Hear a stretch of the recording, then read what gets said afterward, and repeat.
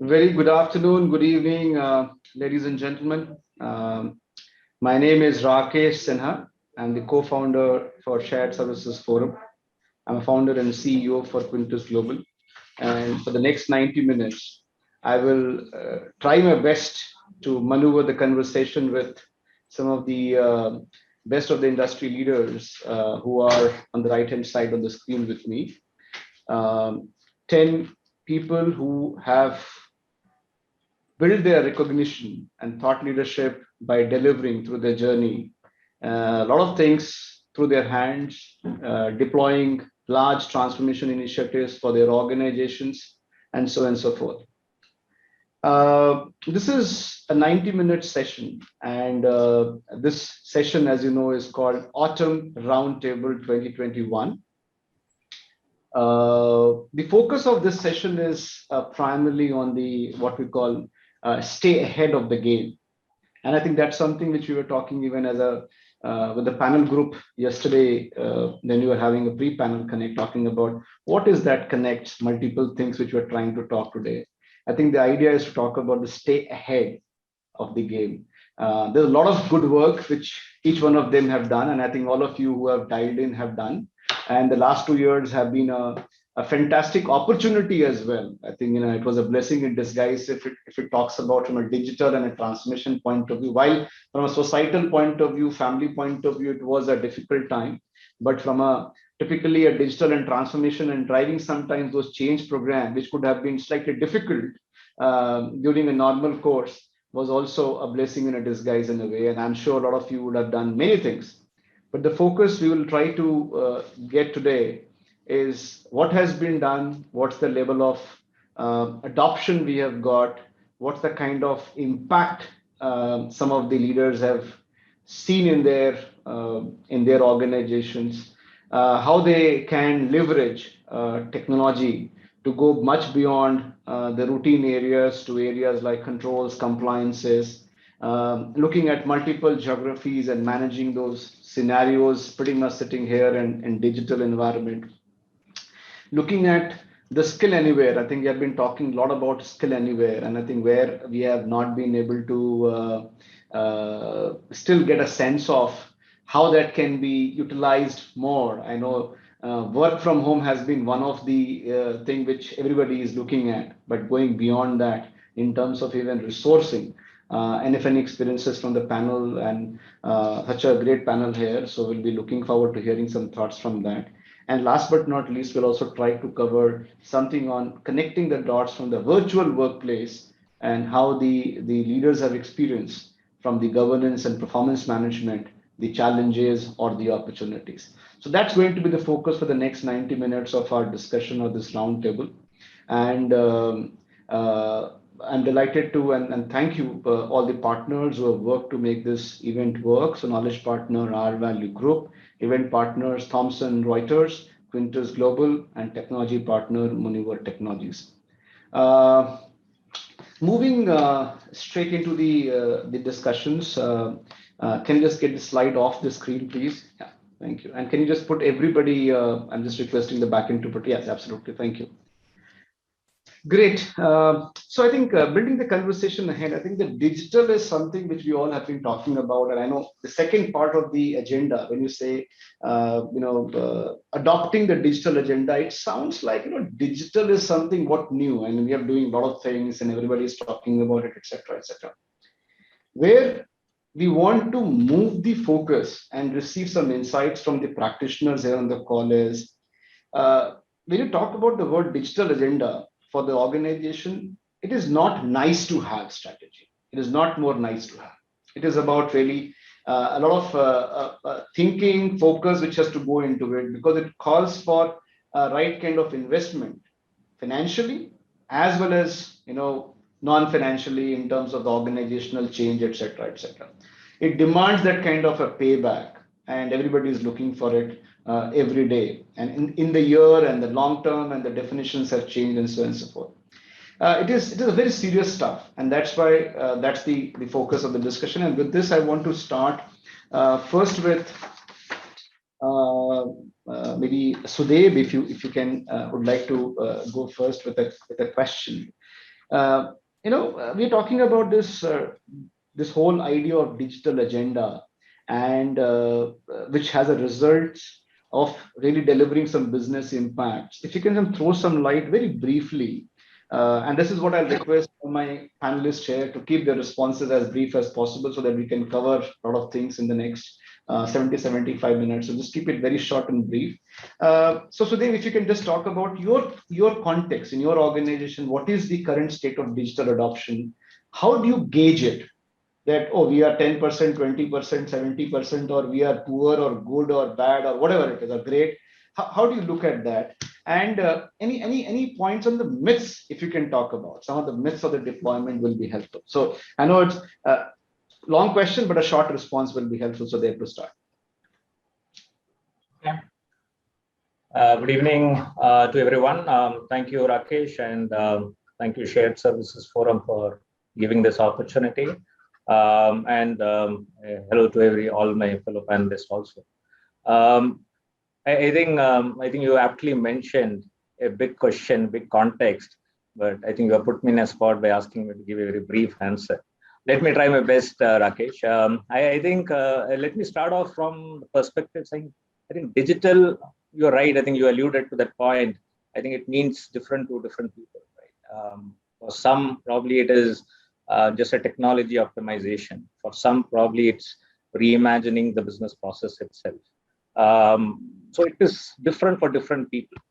So when you talk from a digital agenda resulting in business impact, my thought process, I would suggest, is I think you have to see it slightly differently. I think the moment we looking from a digital agenda to have a business impact, resulting in a business impact, if you slightly change the perspective and say, you bring a business transformation and digital becomes your enabler. Okay, I think then that perspective changes a lot. And I think that is what I think we have been doing in Olam GBS also. Business transformation is the core of everything. And then you have your digital, enhancing your digital operating capability or leveraging your technology. The reason I think it makes sense, and that's my perspective, Rakesh, is when you start with a digital agenda all alone, you are trying to force fit in terms of the technology trends, rather than looking in your context of business or your industry or your region or your functions which you're supporting. So I think it's important to have that context. And I think from that perspective, so when you start from business transformation itself, you will always have a clear objectives assigned to it because you are trying to bring some change. The change could be in terms of different things, for different processes also. When we probably started off the journey, Rakesh, I think it was all about probably having your technologies in place, the standard stuff in terms of looking at productivity, looking at how it can enable to you do your work remotely, focus on controls and compliance, specifically from a finance and accounting perspective. But I think that perspective has changed. Today, I think it is all about outcomes. I'll give one example, probably which can relate it better. So today, I think before I give that example, I think it's important to understand that at least from an Olam perspective, we have been very early movers probably in adopting the digital journey. I think that has really helped us. I think the last 16, 17 months has been a testament to that perspective. I think we have not just shown the resilience in terms of managing your BAU or keeping the lights on. In fact, I think we have moved the needle in terms from a strategic priorities itself, helping the larger Olam organization. So the way I see it is any change which impacts your business outcomes, that is important. For example, say integrated automation. I think that is one of our focus for us. So you have your ERPs, your SAP, you have your workflows, okay, well optimized. You also have your AI-based or machine learning-based, say OCR, and optical character recognition. You have your, I'm giving an example more on the transaction finance, more on the procure to pay. I think it will probably drive the message. It is essentially to link all these aspects together how you integrate all these different aspects. So sorry, but I think it's a fantastic point which you're making in terms of looking at a larger context, just not digital, but looking at a business transformation and also connecting the dots in terms of multiple technology landscape and integrating them is very important point. But I still have a question for you is, which I was asking in terms of how do you gauge your level of adoption? If you have to really say this is the level of adoption we have, is there a mechanism which you have created or you have a strategical view to say this is where we are in our journey? We are 40% to our journey or 70% of our journey, or is it more like a guess of anybody? I think it's very difficult to put a kind of metric to that, Rakesh. And I think the four pillars or four views which we keep, I think we should keep in consideration, which had worked well for us, is in terms of the business outcomes. For in this outcome, the example I was trying to say, if you can integrate all this and if you can make it, say, touchless, maybe 30-40% of your process completely touchless, I think that is the benefit for the business.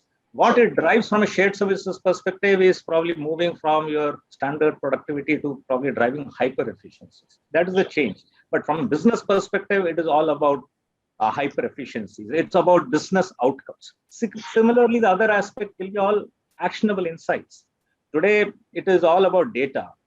How technology can help with various amounts of data, which can provide actionable insights for our business to take decisions. I think that is the other key aspect.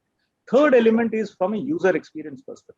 I think with all chatbots and various aspects of coming in, I think user experience changes. And when I say customer here or the user experience, need not be just your end customer. It could be your employees, it could be your functional stakeholders, it could be anyone. But I think the experience factor is very critical.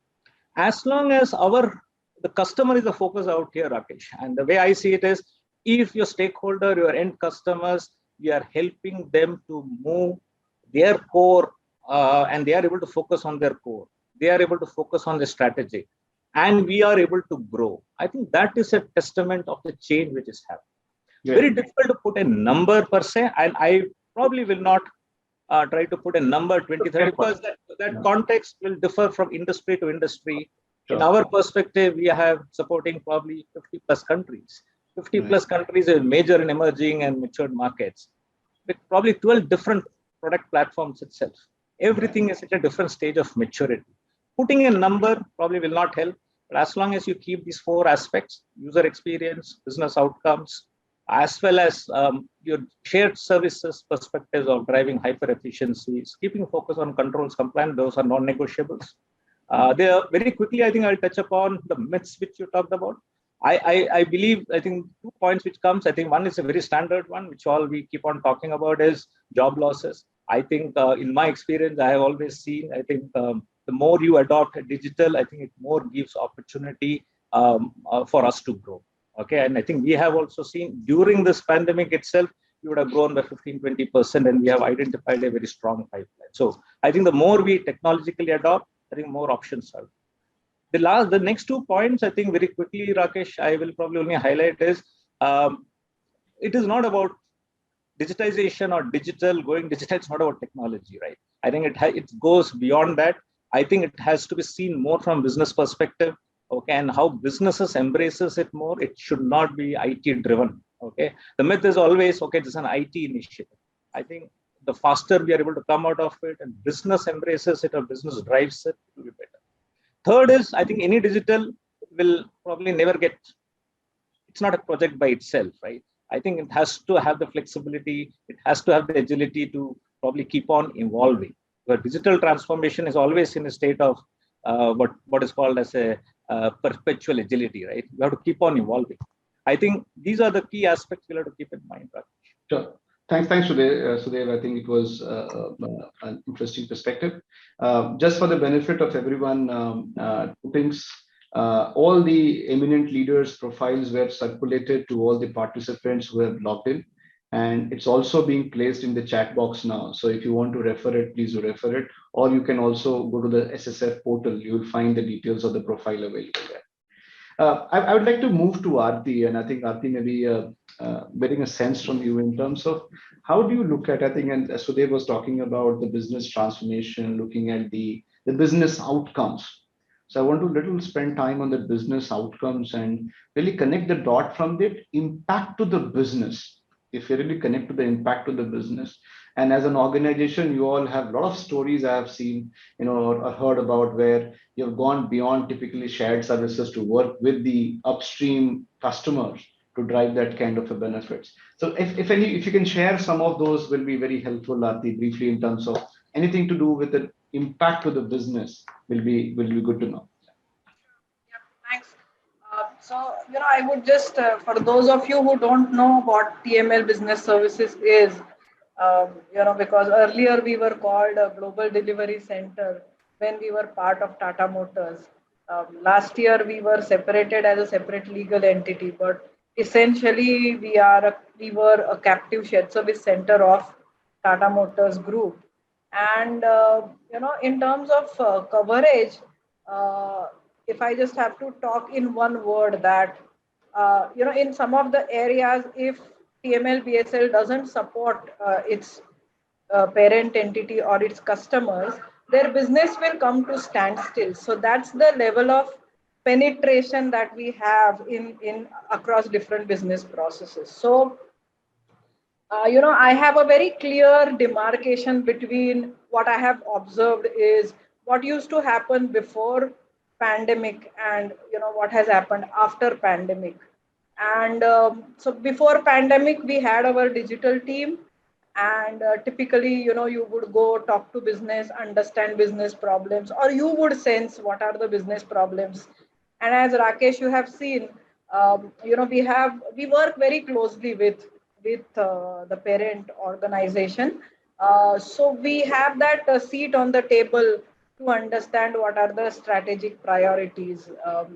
So we are fortunate to understand the business pulse, important areas, and then sometimes we used to pick up on our own areas for digital business transformation. What Sudev was mentioning. Uh, Post that last March, what I have seen is everybody was pushed into adoption of digital. Yeah, so it was not anybody's choice. It was not left for us because nobody could move. Yeah, how would you do a sale? Typically, all sales and marketing guys were used to be in the market. Dealerships used to be welcome customers, and the sale used to happen through physical channel. And when everything is virtual, yeah, how does the business run? And you have seen our financial results. Yeah, we have done fantastic job. So it was not anybody's choice. It just happened. Yeah, this digital adoption was thrusted on everybody. And to that extent, I would like to thank COVID for that, because it just happened. Everybody was forcefully made to adopt different ways of working, and they had to figure out. None of us were used to these kind of virtual conferences, but here we are, all of us in a virtual manner. But so it just happened to us, yeah. And in terms of impact, areas, I would say, who were able to embrace that quickly and make that as way of working, and in fantastic, we have seen fantastic results. Areas who are still struggling with some of those things, and I think it's the struggle is not because the technology doesn't work. I think the struggle is more from mindset, belief system, people issues, process issues, complexities. So these are all things which are outside the domain of digital per se, technology per se. That's where we have seen there have been some uh, areas where it requires improvement. So I would say it's a mixed bag. But if you ask me the impact that it has delivered on some of the areas, it's tremendous. I'll give you one example. So our team had developed, a book my seat app kind of a thing. Okay. And earlier within Tata Motors, when we were trying to explain, nobody would accept that. And when this entire concept of going back to office came and maintaining social distance and and hybrid ways of working, it saw so much of uptake that everybody wanted to go to office in a safe environment where they know which place that they are securing and it is keeping the social distance. And so so many technologies which earlier did not have so much of adoption, we felt that this time, if you are able to relate the technology to the business problem that you have in front of you, the impact was very high, and that has been our experience. Sure. Great. Thanks, Aarti, for adding that perspective. And I think, uh, as you rightly said, and I was also saying that the COVID has been a blessing in disguise, more from a transformation and a digital point of view, or the industry we operate in. Of course, it has its own challenges from a societal and a family point of view. Moving to maybe Ajay, if you want to take it and share some of the the areas or the focus in terms of the success factor. If you have to really give a perspective to the all of us based on your organizational experience, what are the few success factors which you think are going to be critical to make some of these programs successful? And I will request Ajay, you and others, as you start sharing it, if you can bring out any specific example, will be helpful. And just keep it brief. So over to you, Ajay. Sure. Thanks, Rakesh. And what Aarti just mentioned in terms of what digitization, the pace which has picked up during the COVID scenario, and how everybody has moved towards it.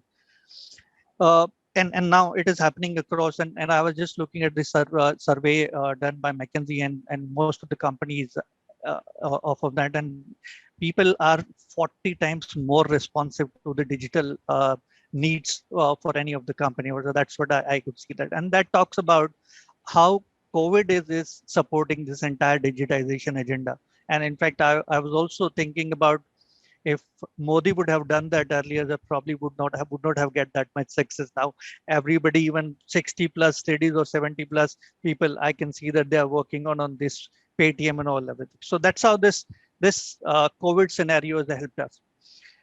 And now if I go to the business environment, whether it is GBS or non-GBS and all, every company wants to pick or latch on to this digitization agenda and leverage on the benefits which it will drive and become the digital leader in that. To me, if I talk about the success factors for digitization, I see a couple of factors which are important, and these are not either or, and then these are something which has to be there combined together. So this all includes new tools, technology, platform needs to be there to work upon and develop the digital agenda. Culture needs to be developed. Then we need to have new ways of thinking and new ways of working. And it has to work in tandem to drive the digitization agenda. Imagine any of the thing which is missing, then it definitely is gonna fall flat on that. It's basically, if we get a Ferrari, a new technology, and if people don't even know how to drive it and they don't even know how to maintain it, then definitely after 1 year, then it will be a big cost sitting on our head. So that's the thing. Now, the way we are driving as an organization, and I'll take a minute to give you a perspective about our organization, how we are driving it. And it's not only about we are doing it for GBS, but overall, we are working upon it. And this COVID also fueled up that entire digitization agenda. So we have put this digitization at the core of a core of strategy for our organization. And this business strategy, including this digitization, we are working on all the core factors or core work streams of the organization, including product and service innovation, operations, go-to-market strategy, and support function, so that all the aspects of the organization, when these will work together and function in a digitization mode, it'll definitely fuel up the entire, it will fuel up the benefits for the organization and deliver the desired benefits. And, and this was not put in place because COVID was here. We had defined that strategy even before COVID in game, and it picked up pace in the COVID scenario. And then we started putting in all the enabling structure in place, platform, S4HANA, and the desired technologies for that. That's how we are working upon that. And same thing which we're replicating from a GBS perspective. And it'll take some time. And we are adopting this with the right amount of strategy, with the right technologies, and bringing in the desired amount of investment into culture, desired amount of awareness, and the desired amount of getting the skill set which is needed to fuel this entire engine over. That's how we are working on bringing that entire strategy in place. Sure. Thanks. And I think you made another good perspective that it is, there are two parts to it. I think making it organization-wide or enterprise-wide strategy, and not just looking at a myopic view of only shared services, but looking at even like things like products and so on and so forth. And second, I think pre-COVID, this was in the place. Of course, it might have speeded up some of the things, but it was not only the COVID enabling that. For the pre-COVID. So that's a very important point. And with this, I will request if the host can help to put Deepak and Vineet on the screen, please, along with me. So Deepak, maybe first with you, just quickly to check. If you can just share about this contradiction about, and I think this is something which you have been talking for a while now about the COVID and COVID enabling this digital, right? Also, in a way, right? Versus some of the focus you as an organization or GBS was having pre-COVID and post-COVID. And now, one of the important connect I would request if you can build quickly is the whole idea of staying ahead. So how are you connecting that in terms of staying ahead? If you can quickly talk about that, will be helpful. And I request, as you finish, Vineet, if you can pick it from there to give any insights from your organization point of view, because again, in your organizational context, given the kind of complexities you deal with, how are you looking at similarly that staying ahead from a digital adoption point of view? Now, I have another question on top of this, but I just want first Deepak you to go and then Vineet you to come. So Deepak, please. Sure. Basically, what was happening pre-COVID was the shared services, at least in the early phases of their making and formation, they were more treated as the processing centers, right? So people expected them to give the productivity gains, people expected them to improve the quality, people expected, so the KPIs that we had, or the KPIs which we were being measured on, were more tangible in terms of quality, more tangible in terms of productivity gain. Everybody, as a stakeholder who speaks to shared services, were talking about what productivity gains can you give.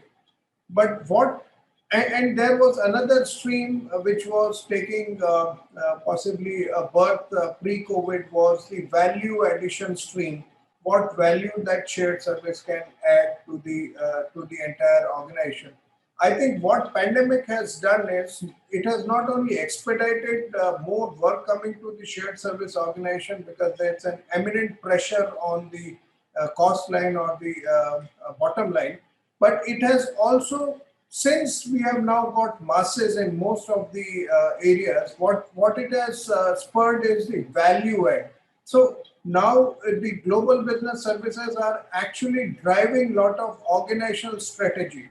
So for example, I give you an example. For example, because of this COVID, a treasury policy was implemented, which is basically talks about the hedging rates and the other things which were adjusted to combat the COVID things and ensure that there is no losses, because there is a lot of fluctuation which is happening.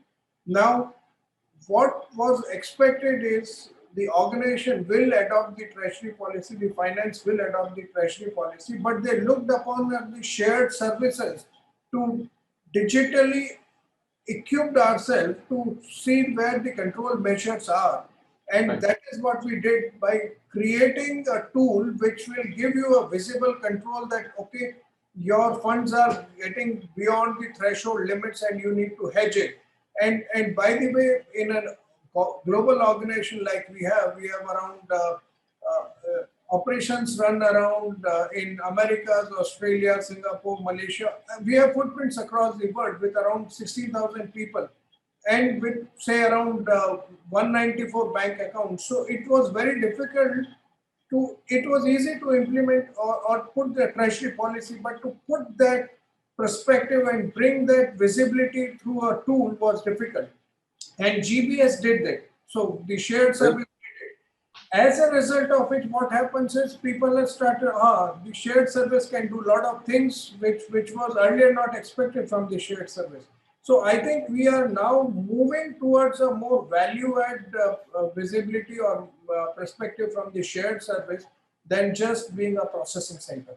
I think it's a fantastic example, Deepak, and I think really appreciate that example which you shared, because this it connects back to the business, and B, it was the story of how really GBS, and in your context, the Ramboll GBS was able to deliver, and with a lot of trust and the finish. So I think absolutely great example. Vineet, you want to add something to it in terms of your experience and how are you looking at the game ahead? Sure. Thank you, Rakesh. And thank you, Deepak, for building that context. I can share more from Elcon perspective.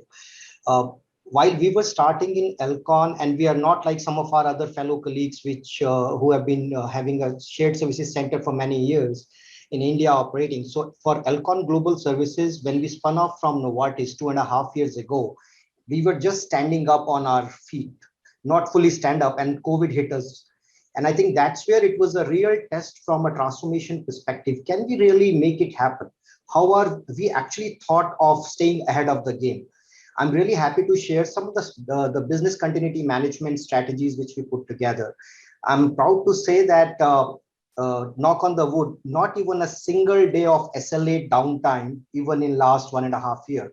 That was one of the big I would say moment of truth or moment of test for us as Elcon Global Services in India and across other centers of AGS which we had. I'll take another example, how we thought and we are still working on it. How do we continue to stay ahead of the game, Rakesh, to your point? What we are doing consciously, what are those moments that matters for our employees and for our customers? We are consciously putting efforts to capture those. So making sure that design thinking becomes part of our process design, and then topping it up with our digital agenda. So it's not like, okay, I have got, I think one example was, I have got a nice tool, I will use it for everything. No, I think we are creating those moments of that matters for our associates. A very practical example I can talk about, and I can share that link with all the participants here and with the fellow colleagues here. For us, we were ramping up. So before COVID, we were only 100 people center. Now we are around 700 associates across 7 different functions and capabilities, serving 50 countries. How do we continue with a great associate experience? What we created a virtual office tour. And that was more from our GBS or our AGS center. We said, okay, how do we give that experience and really continue to have those people joining in? And we know that now in the talent war, which is happening across the industry in India, how do you really, a person who comes for an interview joins you also? Are you really able to create that excitement in that individual? So that was one of those innovation, small time innovation, which we did, and it's working well for us. Another one at a Elcon global level, the whole sales team, because we are in medical device industry, we are selling some of our cataract, LASIK surgery, phaco, those kind of equipments, along with our vision care product. How do we use some of those pictures? There are great tools which we have created where in online we are able to convince or showcase our capabilities. So those are on the business side, and AGS or our global services is supporting and developing some of those platforms from our centers. Sure. Thanks, Vineet. I think this journey of growth which you talked about in terms of 700% is important from the context of the number of people who were, and during the pandemic. And talent war is real. Let me tell you, I think we all also struggling. So it's very real, and I'm on everybody's face pretty much. So they all are in the same ship and boat. The only challenge is we are taking it from each other. That's what we are figuring out. How should we? You are very rightly saying that, Rakesh, because what I firmly believe that in digital age or staying ahead, it's not going to be about the money and the technology. I think anybody can do that. It's all about the talent. I'll stop you because I think that's an agenda which we have on Skill Anywhere, and I'd like to pick that point, and I surely request you to add something on that as we come to that theme. But before that, I would like to move to the second theme which we have, and I request the participants to please put their questions in your Q&A box, and then request the panelists if you can look at the Q&A box, and if there's a question which you would like to take or respond, please take it, and you can, meanwhile, even you can respond it live as well. Like, for example, a simple question to you, Aarti, about the TML, and you may like to respond to that in the chat box itself. Shifting the gears towards the overall looking at the compliance part of it, and I think there is a lot of things we're talking about. I think as Deepak was saying about moving of the value chain. So they have talked about the right areas and the business transformation, looking at from the business point of view. We need talked about the design thinking. But compliance is a one area, and given the context of multi geographies, sometimes you guys are delivering services, and where there is a challenge of understanding of become local compliances. And I think the earlier we used to have a lot of onshore support, right? And in the COVID, the onshore support also vanished in a way, and then you're trying to figure out how to handle it. So that knowledge, how to handle it. So on this point, I just wanted to get a sense, maybe, and Shanandra, can I request you to take the lead on this, to share a bit of your experience and in your organizational context, how you look at the future of compliance from a technology point of view, and how are you looking at it? It will be helpful to hear that, Shanandra. Yeah, thanks, Rakesh. So I represent EY, which is one of the big fours. So not only we are ourselves in a regulated environment, given the nature of our business, assurance, tax advisory, consulting, but courtesy that we also have the opportunity of working with a lot of our clients who need hand-holding and advice on how to maneuver their way through the requirements for compliance. There can be multiple variety of compliance requests that we have seen there's a demand for in the market. There are SOX compliance requirements, there are credit risk, liquidity risk requirements, there are cybersecurity risk and compliance related to data confidentiality. To your point, while anybody can work from anywhere, but whose data is crossing which boundaries and is being addressed in what format becomes very, very critical. There's a vendor risk management compliance requirement, which is quite significant. Who are you working with? Are they certified on parameters that your organization needs? Anti-money laundering, know your customers. These are like really big requirements on the BFSI side. Increasingly, there is a business continuity, business resilience kind of requirements that are coming up, whether for yourself or your GBS or even for your vendor organizations who are providing services. And then your own IT operations have become so critical.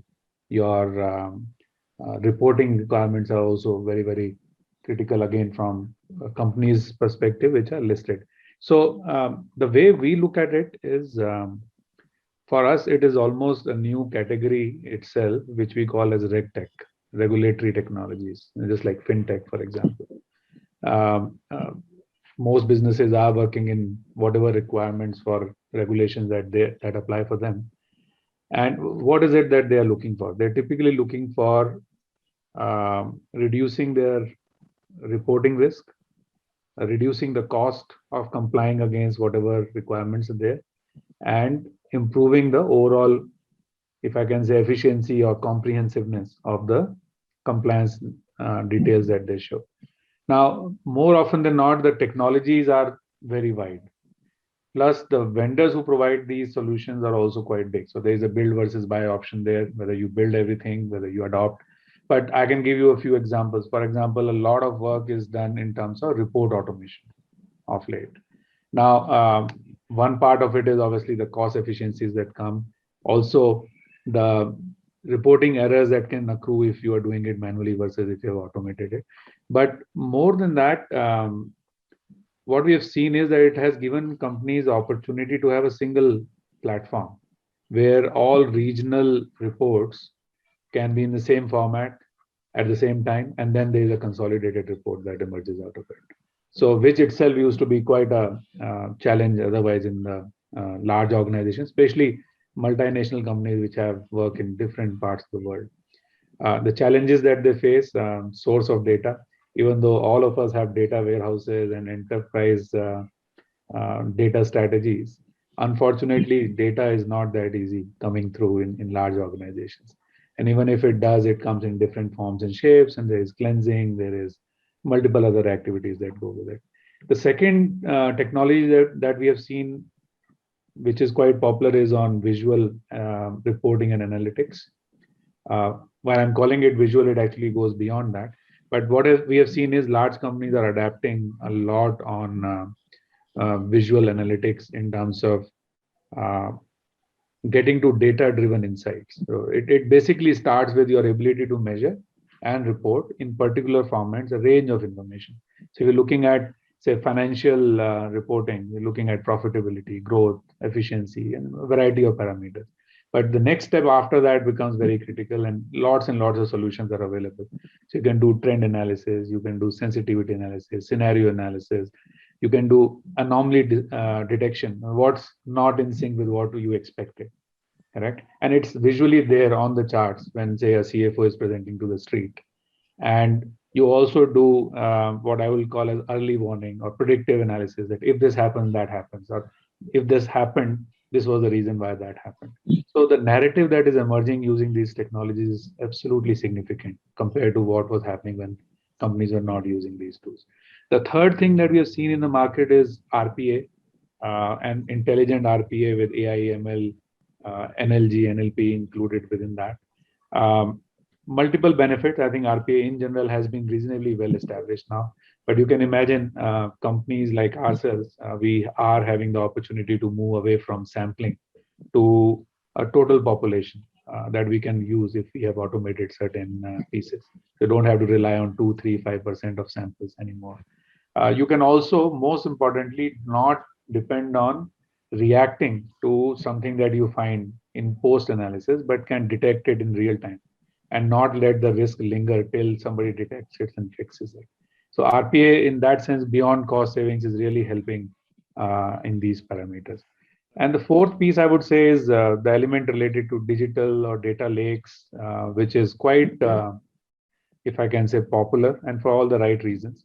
But again, to my earlier comment, it's also part of the challenge, because while data is available a lot, it is not available in the form and format that you need. And a lot of companies are now, I think, having burned their fingers as well, learned that lesson that you have to start with an element of data ingestion. How do you collect data? We are not, I believe we are collecting less than 10% of all data that actually can be collected.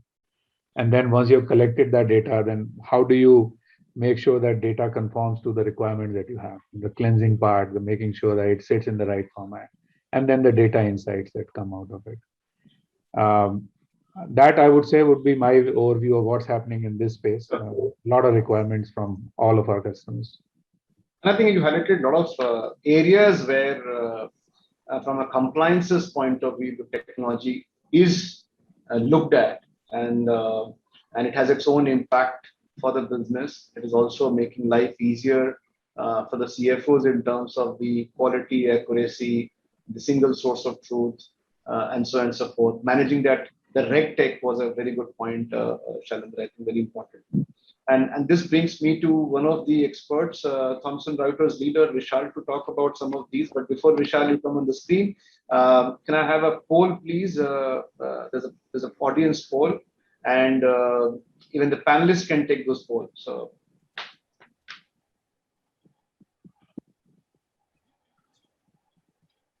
Yeah, here's the question. How would you describe your current adoption of technology for compliance and reporting processes? Interesting options: manual, independent. I think that's an interesting point. Independent, utilizing third-party softwares but not connected to enterprise data. Proactive, integrated with enterprise data and leveraging automation software. Optimized, so analytics-driven, reporting available as needed. And predictive, leveraging rule-based technology and enterprise data. So I request all the participants and the eminent panelists here to take this poll, please. And meanwhile, can I request the host to put Vishal on the screen?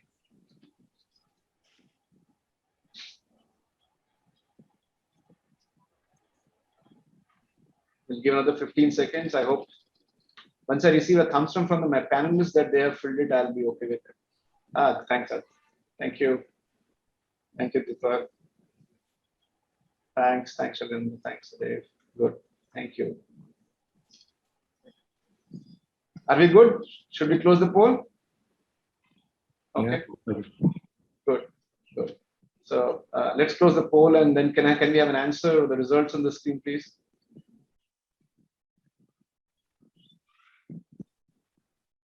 Oh, this is interesting.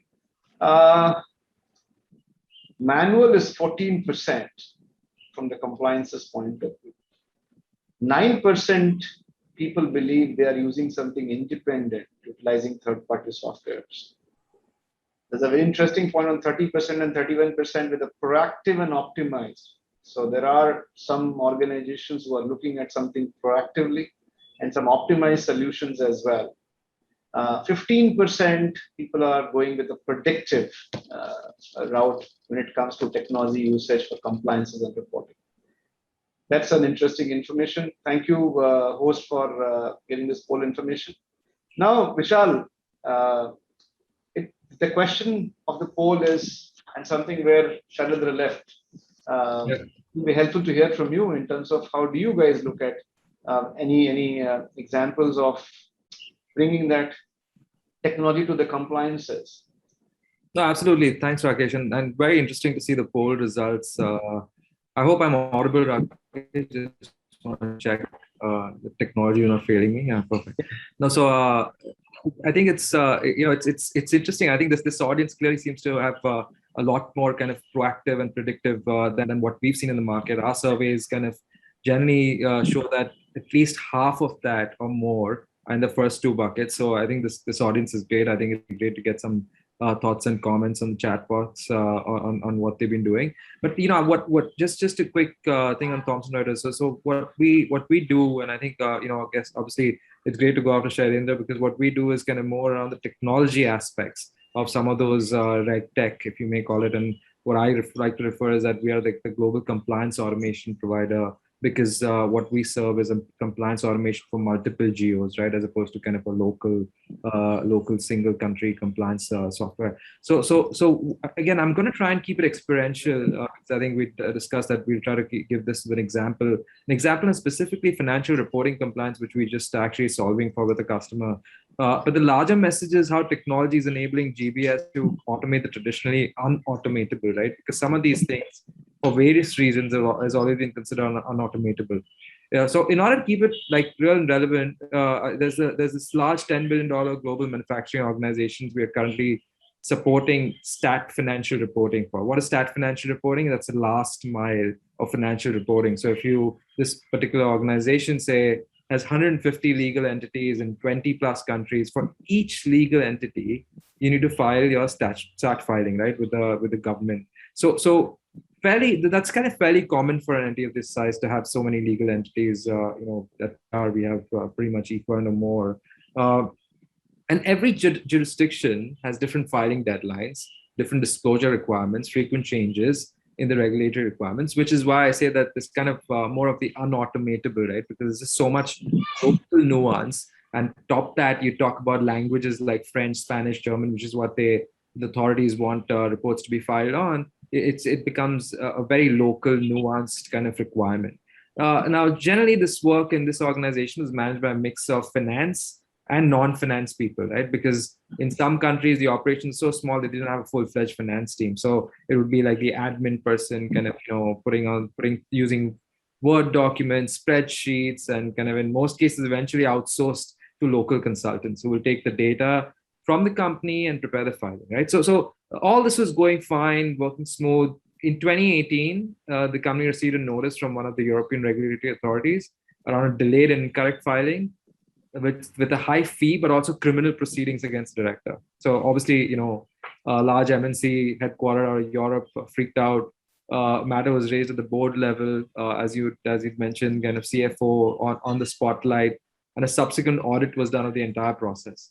And to their surprise, we found out that roughly 20% of the entity filings across those 150 entities were missing deadlines, and they were late penalties, nothing serious, nothing criminal, but could potentially get into that. And then time spent was roughly on an average 12 weeks for each entity, right? With the back and forth of roughly 7 drafts per entity. So what we're talking about is a cost, not only in terms of efficiency, but also in terms of outsourced consultants of roughly $300,000 annually.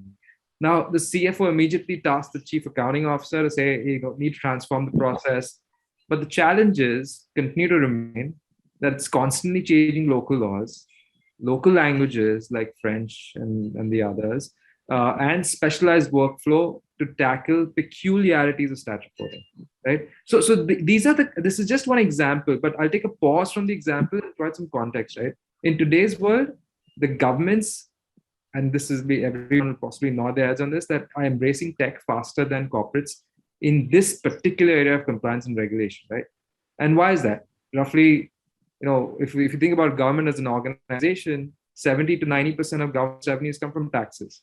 So in order for them to protect their revenue, they've got to really get on the ball on that, right? Which is why there's so much tech adoption there. In fact, according to a McKinsey study, 20% of government revenue is missing due to just poor compliance, not intentional compliance lacks, but just poor compliance. And that is equal to the GDP of Japan, right? Roughly $5 trillion.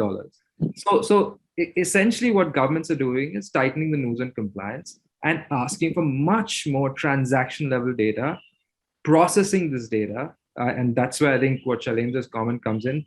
They're really trying to process the data to the max using specialist and available technologies like AI, ML, and really finding gaps within their submissions, whether it's intentional or unintentional. And in recent years, we've seen that in India with GST, filing kind of transactional level data, e-invoicing requirements. In Europe, we have UK, Spain, Poland, kind of all having digital reporting requirements. So it's gone through the roof, right? And the common issues companies face is that the ERPs are not equipped to manage compliance requirements. So you have to have a specialized tool to manage those challenges, which I had talked about around local peculiarities. And this is where I think technology comes in over the last decade. And if you think about APIs, cloud technology, that's really what's driven this in the last decade. And what I like to call it is kind of really expert-driven technology or content-enabled technology, where, for companies like Thomson Reuters, right, we employ 2,000 CPAs, lawyers across the world, constantly tracking these regulatory changes and updating that. So it's not a box, which is just a workflow tool, but a box kind of layered on content, which is constantly updated. So in my early example, then this company kind of really leveraged our solution, started working on it in 2019, kind of, it is now out of one city in India, which is Bangalore, kind of really managing their entire 150 entities across 20 countries, leveraging a solution, kind of not only have they improved efficiency by 70%, their costs have dropped, and now they have a very clear dashboard of what's going on where, what are the filings, and now we're currently working on a plan to really transform their indirect tax compliance, which is the next phase, where they're filing roughly 2,000 returns globally, and the intent is to do all of that from Bangalore, right? So I think that's the next level of centralization of the finance function, which really kind of helps them stay ahead of the game. So I try to keep it brief, but I wanted to give you a pictorial visualization. It was a good case also, Vishal, to just understand that on a lighter note, at least I feel that the CFO and the board will be feeling more relieved and relaxed, that at least they will not have the challenges of being behind the bars. So, but was a nice use case, and thanks for that. I think building on that, maybe I'll request Shriram to add to it, and I think Shankar, you may like to go next to it. So, Shriram, quickly talk about some of the challenges which you are seeing in this space of compliances and technology, and the opportunities which you see in the case of this compliances and technology. Will be helpful to hear that. So because you have a very different kind of industry which you represent, right? So in your context, how do you see this? Will be helpful to hear that. Yeah, very true. Can you hear me? Sounds good. So I think what Vishal alluded and Shailendra covered the crux of bringing center stage of how important compliance is in any organization, right? The risk of reputation is one of the top priorities that the board will not negotiate with. So there is, that's a non-negotiable on their table. When we touch upon compliance, and I think Shailendra talked about the various other dimensions where compliance applies, which is not just legal or statutory filings and stuff. It also goes down to and somewhere relevant to our industries around health and well-being of seafarers, right? So for those who don't know, We Group is a ship management organization, and so we deal with everything that evolves around running a ship or sailing ships in the water, right? So crew and crew health and safety is a critical compliance aspect, and for a long time, efforts were all made towards compliance around the legal paperwork for a ship to sail around the world. But I think now the focus is also around health and well-being, and now in light of COVID, it is about your ability to travel and be COVID-free and double vaccinated and able to prove that in every port of arrival and departure. Otherwise, the crew changes really become a nightmare. So I think while we say this is paramount, a lot of this in the past, and I think your panel, your questionnaire touched upon it, is how much of it was manual, right? There were reports, there were tools, there was ability to do this, but a bulk of that, when you really went and rubber hit the road, would be an Excel spreadsheet would come out and say, here's the details of what artifacts we can have from a compliance standpoint. And I think that ability to measure, monitor, and report is the area where digitization is kicking in. I think Vishal talked about how the agencies are, today governments, like he said, are more saying, don't calculate your tax, just send me the raw data, we'll calculate and tell you, what you need to do. Likewise, I think the amount of risk that we are all getting hit with data-related or data protection, data privacy, fraud-related compliance risks is getting immense. So I think the way the adoption or the importance of compliance is getting, our teams in compliance controls have actually doubled. Okay, and this is over the last 12 to 18 months. So there is a lot of effort and focus in terms of how have we adopted to this. We have our own ERPs and our own tools. So part of it is digitized, and I call it hybrid because part of it is digitized on our tools itself, on our own platform. We've invested in that technology to build it in-house to ensure our compliance is met. And I think part of it is third-party software. We do rely on certain very specific third-party softwares, which are coming very handy. And some things in the past that you wouldn't imagine would go on a tool and which is all driven by Excel spreadsheets to manage is now getting more proactive on a software. And I think Shailendra touched upon the essence of leveraging data and insights to pick unique outliers is another area where we are investing very heavily to use that data analytics to, the trends are great, but to pick these odd pockets out and throw it up for someone to review and to get manually intervened. So I think that's the space. To your conversation around where's the opportunity, I think the biggest opportunity is, the pace at which, like I said, the establishments, or if it's fraud, the fraudsters are investing 3x, 5x, 10x more than what you are investing in keeping up and to catching pace with them. So the landscape is a very dynamic one. Government agencies are doing the same. So the opportunity to fail is getting bigger. So your misses are. We've had we've had internal opportunities where our control lapses have costed us in huge amounts, right? So I think the landscape and the opportunities of control lapses or compliance failures are only growing by the day. And thanks to COVID, I think the pressures on every line of business is getting immense, that everybody is now looking for opportunities, how we can scam somebody else. So I think so that's that speed at which that environment is changing. So to keep up pace is our biggest challenge or opportunity, if I call it. Yeah, true, absolutely. Very well put, Sriram.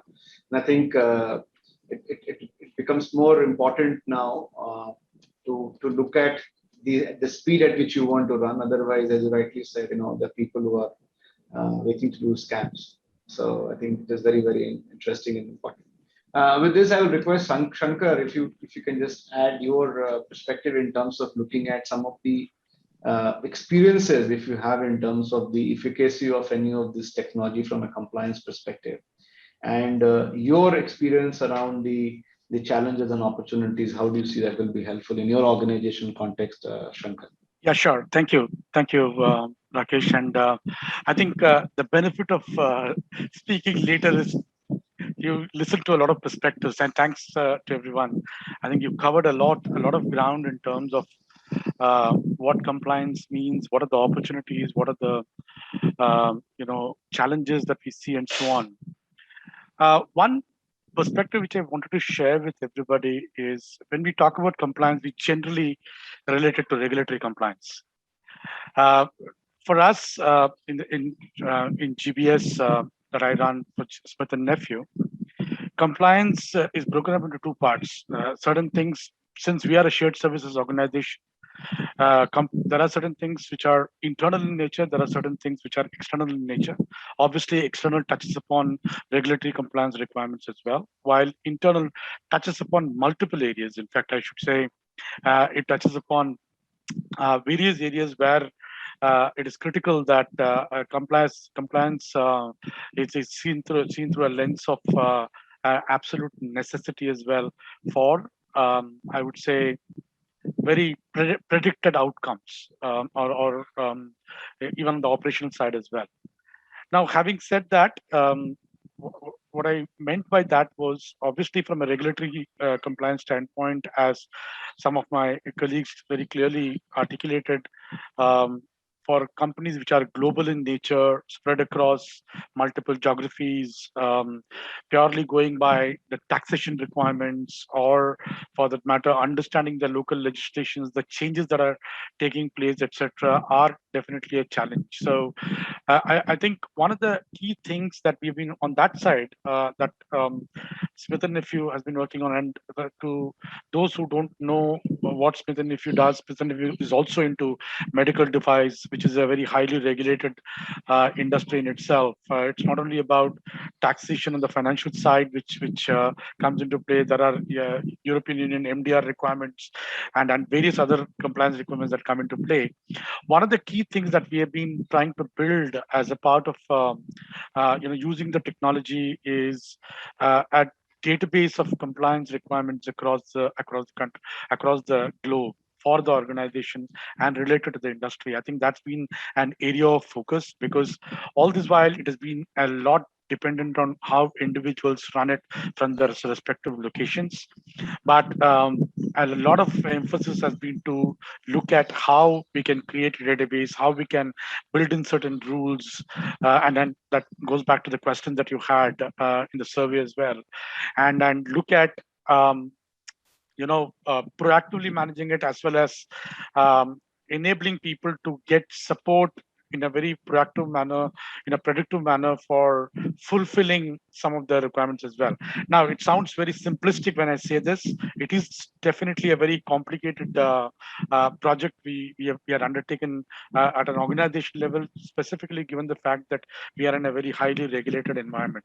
So that's been an ongoing journey. I think we've kind of been able to kind of put that together. Now we are in a validation phase, and we expect that the outcome would be where we will be able to enable a lot of people, let's say on the finance side, the controllership, and on the other side, on the business side and the commercial side, everything to do with the regulations that govern our business.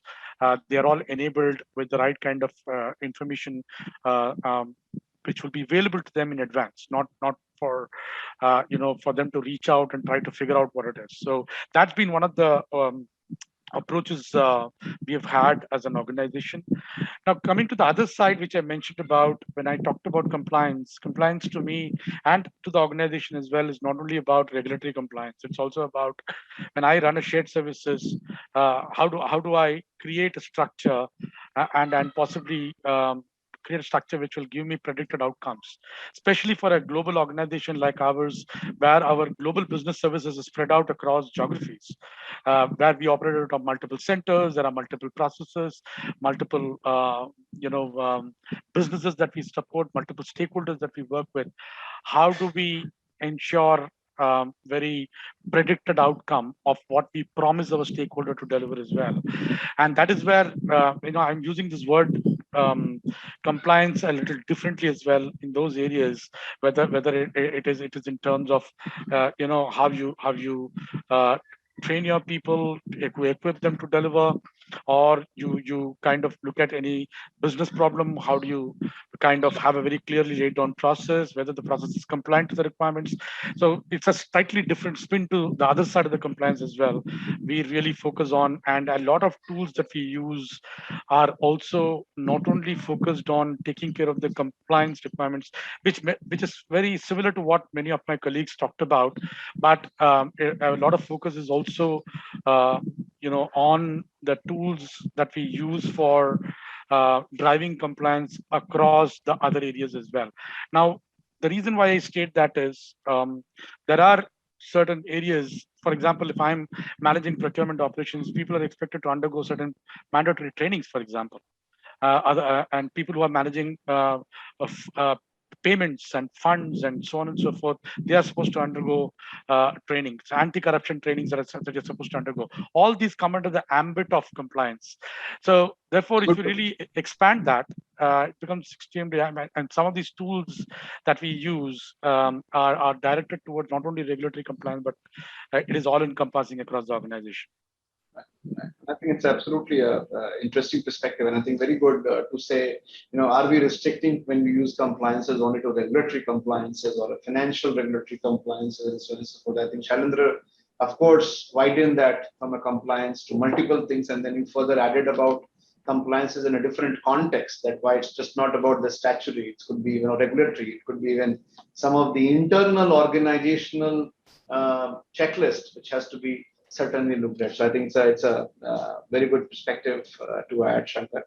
I would request Sanjay, if you can just share, and I think just want to quickly move from here, but I just want to start with Sanjay on this whole point of skill anywhere. I think this is going to be an important topic where we'll be going to have, all of us adding a lot of perspective to it or an anxiety to it. But maybe Sanjay, you want to start in terms of saying what is your experience from your organization point of view on the skill anywhere from both the perspective, from the typically a remote working versus really saying, I'm a Gurgaon based center, but looking at skill working anywhere, really anywhere, not just working from home. So any experience from you would be very helpful to hear how you are looking at this skill anywhere, Sachin. Sure, Rakesh. So pandemic has thrown many challenges to industry, including a shift from office to work from home. We were, fortunate enough to have a strong BCP, and that has helped us a lot to stay ahead of the game. And literally, none of our SLAs, KPI were impacted. Obviously, things will not remain the same post-pandemic, and going to office every day may not be the new normal. What I see is 100% work from home always is not going to be a possible thing. And looking into the nature of work and the infrastructure country has, I don't see, a service organization like ours will ever have 100% work from home. So what I see is a hybrid way of working in future, where we'll have mix of working from home, working from office, maybe 3 days in office, 2 days at home, and for some people maybe a little higher, or some people maybe a little less. So that's what I see, happening in the future. No, absolutely, absolutely, and I think that is going to be a very important area. And with this, I would request if the host can put all of us on the screen together, and we'd like to really change the gears. So now we have to be in a top gear with a very brief responses from each one of us, right? And it will be helpful if you can share a specifics from your organization. Will be more helpful. Of course, I mean, a lot of generic perspective is meaningful, but it will be helpful to hear specifically. This is the way we are looking at from our organizational context. Will be very helpful. So, yeah. So can I have everybody on the screen? Host, can you just make? Yeah. Okay. Great. So I think a couple of things quickly I want to pick up from here, and maybe Vineet, you would like to add perspective in terms of this whole skill anywhere. How do you look at that as a part of your organizational strategy? Is it something where that this whole talent war we were talking about, right? How are you looking at it in terms of attracting talent, retaining talent, or is it like we were not able to hire from a state A and being a center in state B? Is it something changing for you, or is it becoming part of your strategy, or is this something still to be solved for? You don't know what is the life ahead. So we need to over to you. So Rakesh, I think you gave all the right options. So all the three are happening together. And I think it's pretty much the situation with everybody, all our other colleagues, I'm assuming. But yeah, one thing which I can share from Elcon perspective, we were always, while we look at skill anywhere, we were always thinking of not only looking for, say, Bangalore or nearby cities or state. It was always, so I can share a number, majority of people which we have hired, if specifically in the niche skill areas, around 50 to 55% of them are not from Karnataka. They are all across. And here it is not about Hyderabad and Pune, it's all across the India which we have got. So skill anywhere is something which we were also trying to use in the beginning. Now it has even more accelerated. It may help us also, and being very transparent with everybody here. I think as an organization, we are also thinking ahead. Okay, what is the right balancing act? And how Elcon globally can do it. So we are a little bit of ahead in that curve. Right. And we very soon will have an answer for our global teams as well. How do we really balance this act? Sure.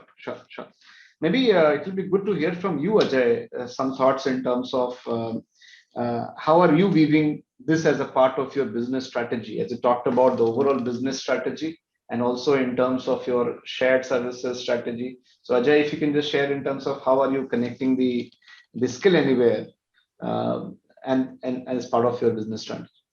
Sure, Rakesh, and I'll just add on to what Vineet just mentioned. In fact, we were caught right on day one when we were setting up our GBS.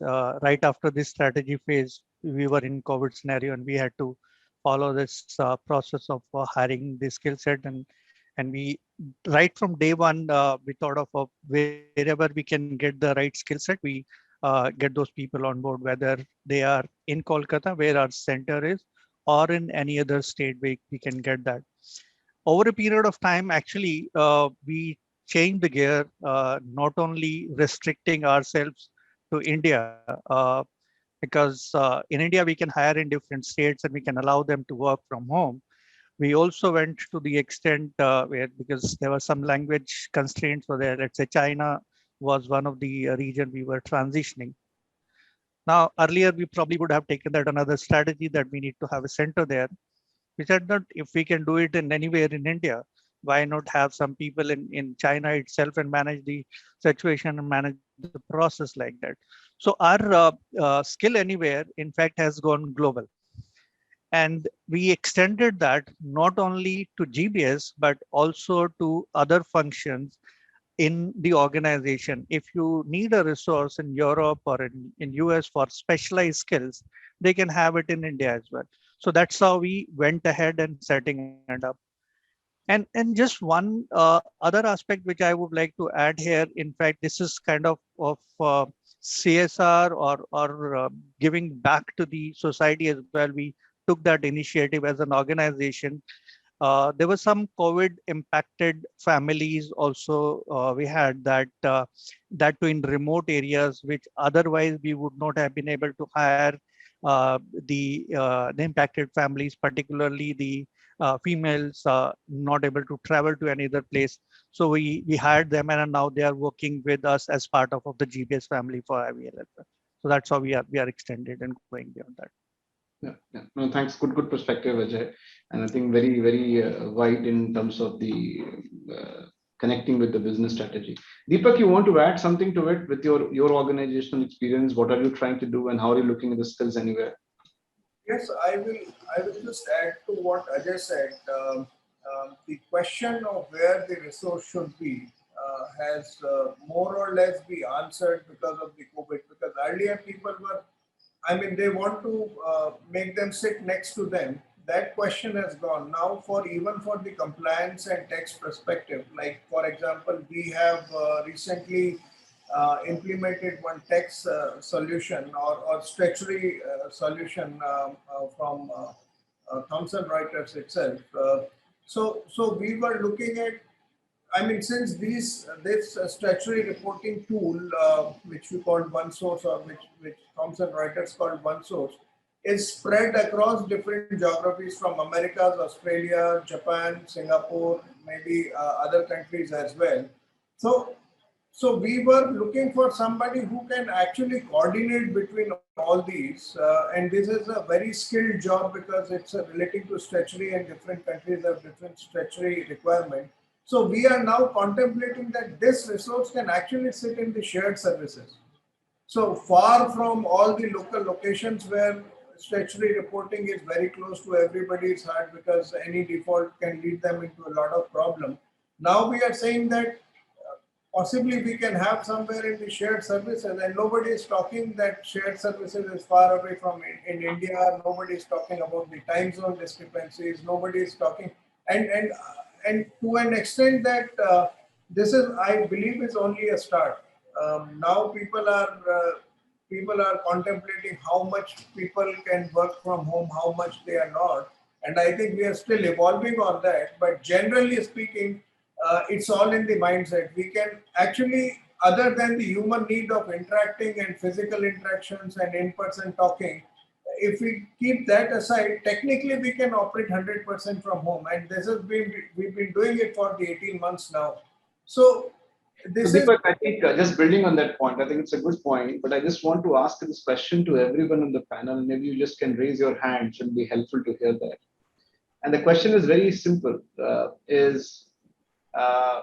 have you guys in your GBS organization, as a strategy, hired people for your center? Let's say you have a center in Pune, or you have a center in Mumbai, or your center in Bangalore, and you have hired people saying in Trichy, or hiring in Lucknow, or hiring in Dehradun, and saying, guys, look, you will continue to work from that location as a part of strategy. It doesn't matter wherever you sit. It's not about being in Bangalore and working from home. It is about wherever you are. Are you doing something like this as a part of a strategy for your centers? I think to answer that, it is. So Deepak, I'll request everyone if you can raise their hands. I just want to see how many of us are really making as a part of a strategic change and not just the one of the cases. So I can see hands from Shankar. it's part of the strategic change you are saying, right? I can see Shailendra saying that we are doing something like that. I can see Shriram talking about it, right? Maybe if somebody is not doing it, it will be helpful to know, okay, yeah, I can see from Sudev. Sudev, you want to add something? What is in your mind right now? And why you are taking that? Because I know your center is in Chennai, right? And so what is in your mind right now? What is the kind of, if I can say, the conundrum you are in right now in terms of looking at this kind of skill anywhere? We are extremely open about the principle of skills from anywhere, talent anywhere. But in terms of a firm decision around it, I think we are looking at from all aspects so that how we can really make it happen. But I think I just want to give this context as I think we have also been doing extremely very high-end niche roles, looking for talent who are in Chennai and who we have hired outside of Chennai also. So I think we are extremely open around it. But I think we just want to do a wait and watch and look at how it is evolving, because I think we strongly believe, I think the ways of working is extremely important. The employee engagement aspect is extremely important, and hence I think we are open about it. It's no resistance per se, because the last 17-18 months we have people who are spread across entire India and who are doing all high-end jobs, and we didn't have any kind of a disruptions to our entire service delivery. So it is definitely an accepted model, but as a policy, I think we want to do a wait and watch before we really. And with this, I think we move to the next theme in terms of looking at the entire this virtual workplace governance and performance management.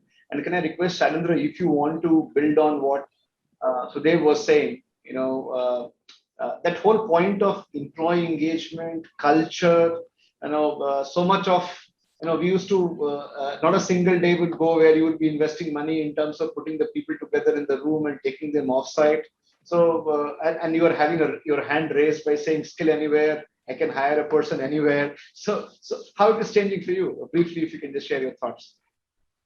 Yeah, Rakesh, I think first and foremost, what we heard from other panelists, it applies to everyone. Hybrid work approach going forward, the fact that all of us were reacting initially to what was happening and then seeing what is the best way forward. But now that we have the luxury of looking back about 18 months, what we have found is that there are a lot of progress we have made in certain elements, especially when it comes to say digitalization. For example, in our talent processes, the entire talent process is virtual now. We've been recruiting virtually, we've been onboarding virtually, we've been training virtually. We have been subsequently doing the performance reviews virtually as well. And the rewards that come across after your performance rating is also being done virtually. So both the categorization as well as the communication that goes after that. But then what we also realized, to your point, that how is it different other than the fact that we are doing it virtually using digital processes instead of, I would say, paper processes in the past. First is, from a culture perspective, we do acknowledge that there is a large number of people, especially for an organization like ours, which has been growing very fast. So we have a large number of people who have never experienced an EY office. They joined us over the past 18 months, and for them, that part of the experience is missing. The second is working virtually comes with its own challenges. One of them is the challenge of wellness. Which we have acknowledged. There is mental wellness, there is physical wellness, there is societal wellness in terms of being able to connect with people. Sometimes you have doubts, sometimes you want some help. There are so many people around you. Right now, you're just sitting alone. Now, whether you're sitting alone in the same city in which our office is or another one, that's a different one that is coming through. The other thing that we are seeing is the feeling of belongingness, which is also very important. While diversity and inclusion, I would say, has been a theme for many years, but belongingness as an element has something which has come up even further now, because you might be working with EY or any other company today, but working virtually in a absolute remote environment. There's nobody nearby, nobody that you already know, nobody you can take help from, or you can help. Best practice sharing, collaboration, innovation, all of these things have completely turned on their heads. What we thought was a given in the past, in terms of, say, identification of an opportunity for automation. That's a very simple example. People who would have done it day in and day out, a group of, say, 20, 30, 40 people sitting and doing a similar process, one or two smart ones within that would raise their hand and say, can we find an opportunity here? Now everybody is sitting and doing it differently. Not differently, I would say, but doing it in a different corner of the same city or the country as well.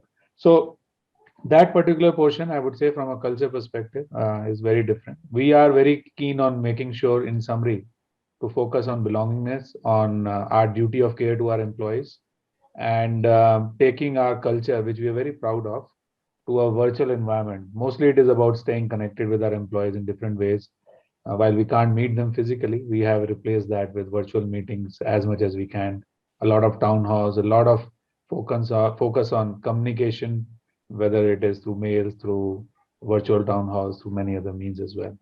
So interesting piece, but good results so far. Okay, good. That's nice. Aarti, would you like to add to it? And then I'll request maybe Sanjay if you want to add. I know Deepak has a hand raised, so Deepak can also add after that. But Aarti, very briefly, your experience in terms of looking at this whole governance and performance management, and particularly looking at that engagement with the digital, will be helpful to hear that. We deployed a policy of work from home immediately in the first wave itself, because we saw fantastic results for certain grades of people who are mainly doers, transactional piece. So we immediately deployed, and like everybody else, what people said, we saw fantastic results, and it's continuing very well. Area where we struggled was, the collaboration, connect, and most importantly, culture. The people who are tenured in the organization, even if they are away physically, we felt that bond continued. But people who are new, how do you inculcate that culture? That was one problem that we struggled with. Second important thing, and I don't know whether all of you have read this HBR analysis research report which has come in. They are saying 88% of knowledge workers are now reconsidering their life options. And we actually experienced some of our best guys in digital space, knowledge space, control space. They opted for being in their hometowns when we spoke of going back to work in a hybrid kind of environment. So that very clearly told us that employees at this point in time, and I don't know whether employee psyche will change at a later point in time, but as of now, I see most of the people are not, if you pressurize them to come back to work, they are mentally not ready. But at the same time, we also felt it was extremely important to ensure the culture and collaboration and innovation, because innovation happens when you are working like a seamless team. And if the team itself doesn't have that bonding with each other, how do you ensure that seamlessness? And that's where we struggled. So we have gone back to hybrid mode of working. In fact, from 1st of September, we are starting back, where a specific set of people, and again, it's not for everybody. So we have created different policies for different work groups, and that's how we are dealing with this. Thanks, Aarti. Sanjay, you want to add? There's a specific question which is coming up. Is also about that balance of touch and tech, right? So that human touch. I think when Aarti was talking about that, there is a necessity sometimes to bring that human touch, and we still are sometimes talking about let's meet, right? So how do you see that in your organizational context, that balance of touch and tech, if I have to use the word? Sure, Rakesh. So, I mean, what Aarti said and what Shreyendra said, I'll agree with them. more and more interaction with your team members is the key here. What we do is we do a frequent town halls where we interact with people. Skip level meetings are very common, so that you interact with your team members and understand what they are doing. Virtual meetings on creating fun activities virtually is what we are trying to do, so that people are engaged. A lot of these things are helping us to keep the motivation high. We do have traditional things like chat box. We keep on getting feedback on what's happening. These things help us in understanding what's happening, and we do take corrective action as and when required. Rakesh. Very nice, very nice. I think we've just come to the end of the time, but I want to extend by 3-4 minutes if you guys are okay with it, because I want to take a couple of quick perspectives. Thank you. I just seen people nodding their heads, so not more than 3-4 minutes, literally. Shriram, if you want to just quickly add your perspective on the same point in terms of really looking at two parts to it. What has worked and what will not work, if I have to really say that. I think the second one is easier. A full-time work from home is not a solution. It's landing at hybrid. But I know a lot of people talked, and Aarti alluded to the fact that a lot of them, thanks to COVID, went back home, and then they are reluctant to come back. And then if we've had people who've gone, and we've hired globally from across pan India, and those who went back found jobs in their hometown. And then they'd say, now when it's happening here, I might as well stay here. So to the point that full-time working is not going to be a normal, it is going to be hybrid. Just to the point that you alluded back around, are you skill anywhere? Is it on? What we have done is till the time, and I think it's somewhere a mix between what the panel said and Sudev also was alluding to, till the time we firm up our working strategy, it's still, COVID's still on, off, and it's still, it's still maybe at the end of the storm, but it's still not out of our worlds. So once we firm up that strategy, our core labor force is still Mumbai based. Okay. Where we are going to skill anywhere is around analytic resources, these extended support teams is okay to be located in any part of town. What we are seeing as challenges very quickly is our leadership team and the team who manages operations and who does governance has to be trained immensely. It is very easy to say, keep that contact. Everybody switches off their videos and has a telephone conversation or a VC conversation. And I've had newcomers who have told us, I've never seen the face of my team. So and then you tell these team members and leaders, on your cameras and have this. They say, there are 50 reasons. You and I know how many times we switch off our cameras if given a choice. So I think to educate that, to educate in very simple things, right? If during work hours, a guy is not away for the next half an hour, 1 hour, your initial thought is he's scooting out for the day. How do you still tell him that outcome-based approach is how you're going to evaluate talent? How do you really define what outcome-based is? It's easy for some roles, or maybe most of the roles outcome-based measurements may be there, but there are a lot of roles where it is not so black and white. And how do you evaluate that? That's another area of where work is being done with HR to really zero down.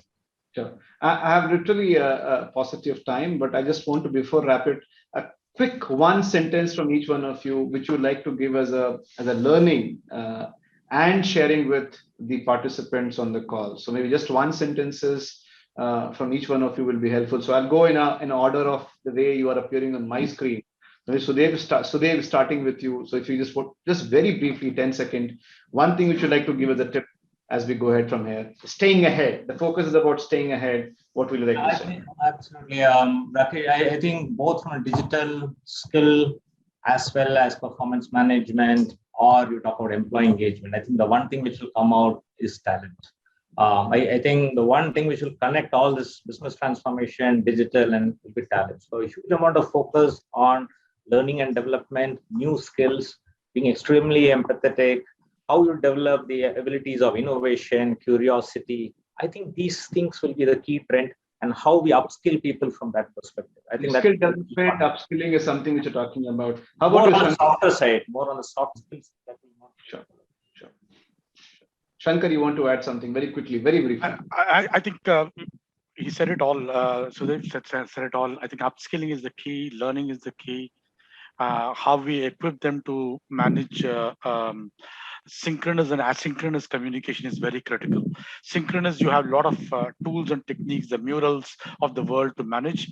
The key is asynchronous, when you have to make ad hoc communication, conversations, etc., to drive innovation, to drive problem solving, and so on and so forth. And that's where it's going to be extremely critical how we equip them, how you upskill them. Okay.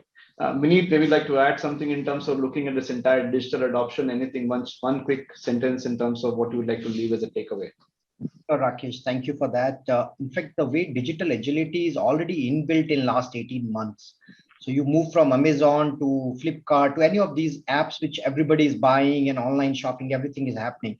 How do we translate that into our office scenarios? So that from digital agility to how do we increase our digital literacy? I think that's one area which I think it's going to be very important to focus on. Very nice, very nice.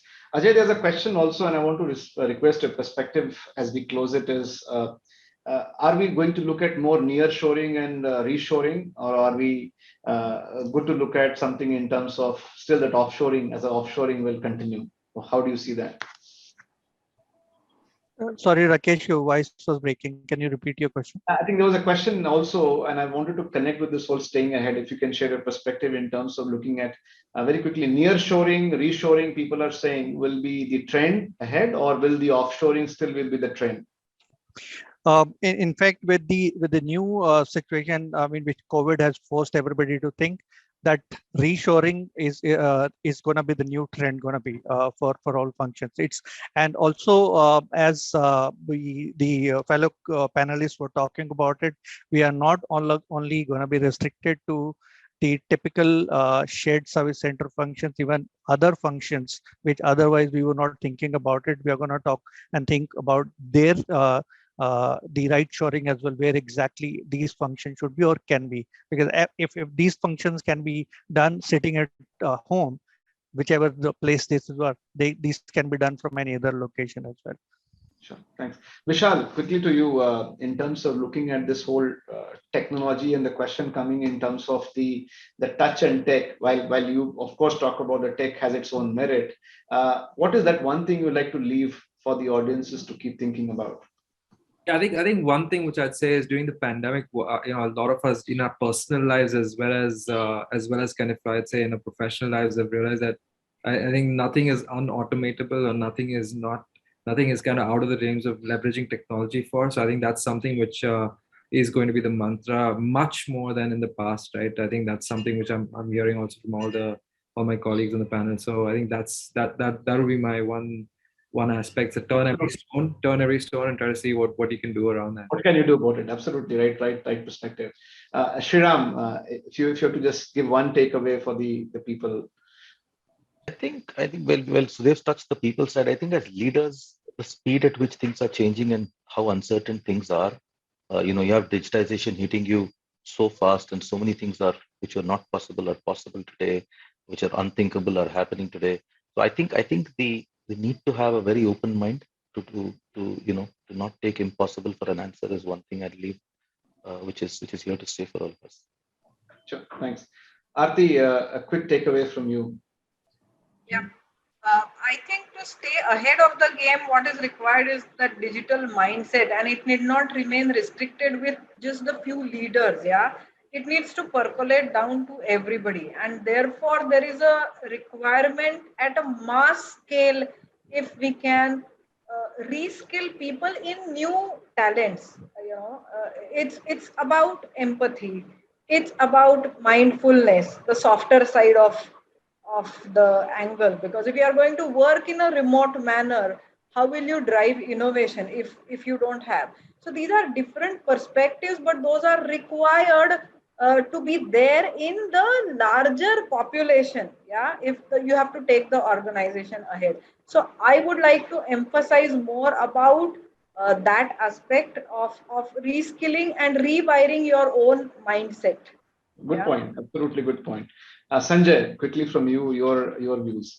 Yeah, sure. So there are a lot of technologies available, and what we should see with open mind and adopt a technology which adds value to the business and gives us economic benefit. That's how I would like to conclude it. Good Rakesh. point. In terms of course, the payback is going to be very important. Deepak, a last word from you. Yeah, I would like to quote Albert Einstein. He said that people who will be illiterate in the 21st century are not digitally equipped. But I think at the same time, we will have to align digitally equipped people with the culture of the organization.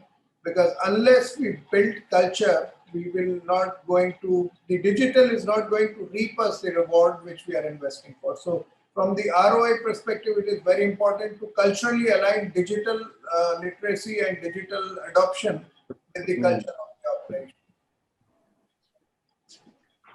Yeah, thanks, Deepak. I think, and thanks everyone. It was excellent talking with each one of you, hearing your perspectives, hearing your experiential insights. I think it was phenomenal, and I'm sure as we were talking, even the participants certainly will be benefited. Even we all, as a panelist, will be also benefited by the learnings and hearing perspectives from each other.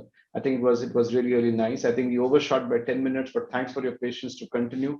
I think we tried to take as many as questions. Many of the panelists actually responded those Q&A in the Q&A section itself. Some of the questions were taken as a part of a conversation. What we are going to do as a part of SSF is that we are in which was going to have these questions copied and provide a response to it as a part of our a circulation.